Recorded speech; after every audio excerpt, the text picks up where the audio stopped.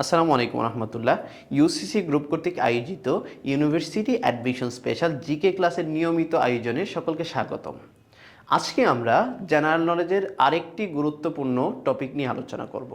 আজকে আমাদের আলোচ্য বিষয় হলো দেশের প্রশাসনিক কাঠামো তথা বাংলাদেশের যেই প্রশাসনিক রূপরেখা সেটা নিয়ে আমরা আলোচনা করব। দেশের প্রশাসনিক কাঠামো, আমরা সর্বশেষ যেই জনশুমারি অর্থাৎ ষষ্ঠ জনশুমারি ও গৃহ গণনা চূড়ান্ত রিপোর্ট 2022 সালে যেটা প্রকাশিত হয়েছে সেই অনুযায়ী আমরা জানব বাংলাদেশের প্রশাসনিক কাঠামোসমূহ। আমরা শুরুতেই দেখতে পাচ্ছি বাংলাদেশের মানচিত্র।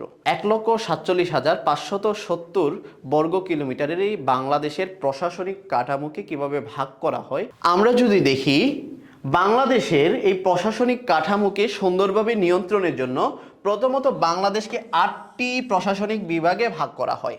এই 8টি প্রশাসনিক বিভাগের মধ্যে যদি দেখি, এই যে এখান থেকে আমরা বিভাগ গণনা যদি শুরু করি, এই যে চট্টগ্রাম 1, 2 নম্বরে সিলেট, 3 নম্বরে ময়মনসিংহ, 4 নম্বরে রংপুর, 5 নম্বরে রাজশাহী, 6 নম্বরে খুলনা, 7 নম্বরে বরিশাল, সর্বশেষ 8 নম্বর হলো ঢাকা। এই 8টা প্রশাসনিক বিভাগে বাংলাদেশকে ভাগ করা হয়। এই 8টি বিভাগকে আরো সুশৃঙ্খলভাবে শাসন করার জন্য প্রশাসনিক আরো 64 জেলায় ভাগ করা হয়। আমরা যদি দেখি এখানে টোটাল যে এই 8টা বিভাগের মধ্যে টোটাল 64টা জেলা রয়েছে। নগর ব্যবস্থাকে আরো সুন্দরভাবে পরিচালনার জন্য 12টি সিটি কর্পোরেশনে ভাগ করা হয়। এই 12টি সিটি কর্পোরেশনের মধ্যে আমরা জানি টোটাল বিভাগ আছে হলো 8টা, তার মানে 8টা বিভাগের মধ্যে 8টা সিটি কর্পোরেশন আছে।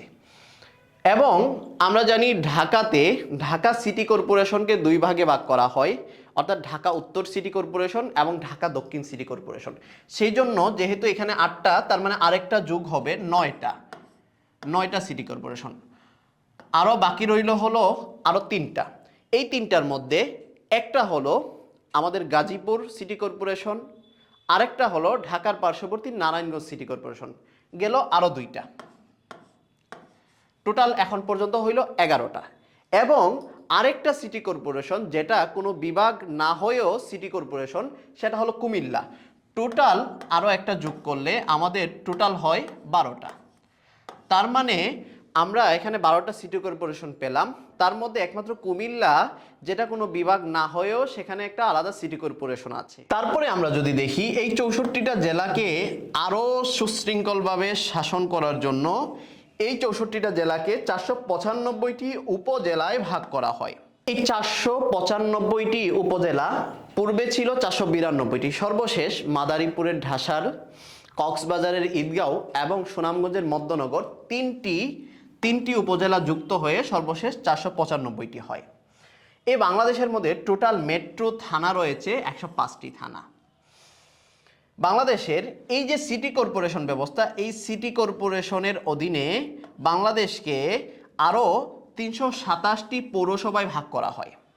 তাহলে বাংলাদেশের মোট পৌরসভার সংখ্যা হলো 327টি। স্থানীয় সরকার ব্যবস্থাকে সুন্দরভাবে পরিচালনার জন্য বা টোটাল বাংলাদেশকে 4,596টি ইউনিয়নে ভাগ করা হয়। পুরো বাংলাদেশের ভূমির হিসাবের জন্য বাংলাদেশকে 58,846টি মৌজায় ভাগ করা হয়। তাহলে আমরা দেখলাম বাংলাদেশের টোটাল বিভাগ আছে 8টি, টোটাল জেলা 64টি, সিটি কর্পোরেশন 12টি, উপজেলা 495টি, মেট্রো থানা 105টি, পৌরসভা 327টি, ইউনিয়ন 4,596টি এবং মৌজা 58,846টি।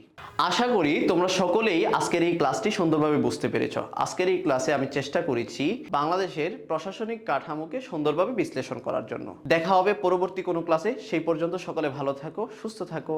আল্লাহ হাফেজ।